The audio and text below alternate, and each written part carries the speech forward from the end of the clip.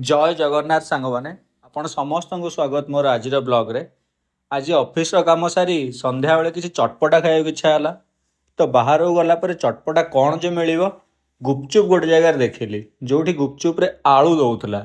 मुंबई रे साधारणतः गुपचुप रे घुगुनी पकेकी दियंती तो आलू वाला गुपचुप देखु देखु माने संगे संग लोभ लागी गला आलू वाला गुपचुप खाइबाकू।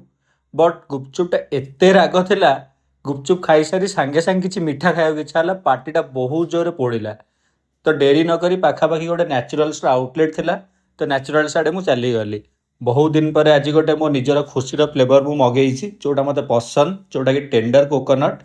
तो आपण मैंने देखिपे गोटे ही स्कूप थिला टेंडर कोकोनट किंतु बहुत ही बढ़िया टेस्ट एथिपाई भल न्याचुराल्स आइसक्रीमटा आइसक्रीम ही बना जाए केवल फल ही।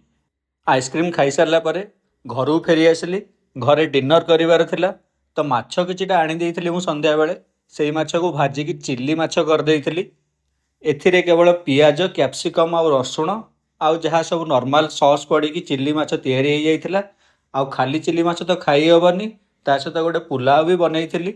घरे जहाँ भी परिवा थिला सबु जाक प्रेसर कुकर रे पकई देइथिली आउ चाउल पकई किछटा तेल पकई देइथिली। तो प्रेसर कुकर रे प्रेसर सीटी मारदेला पर पुलाव रेडी। अभी पुलाव सहित चिल्ली माछ खाइबार बारी चिल्ली माछ और पुलावर टेस्टा भल थिला। तो पुणी देखा आम मानकर नेक्स्ट ब्लॉग रे टिल देन बाय बाय।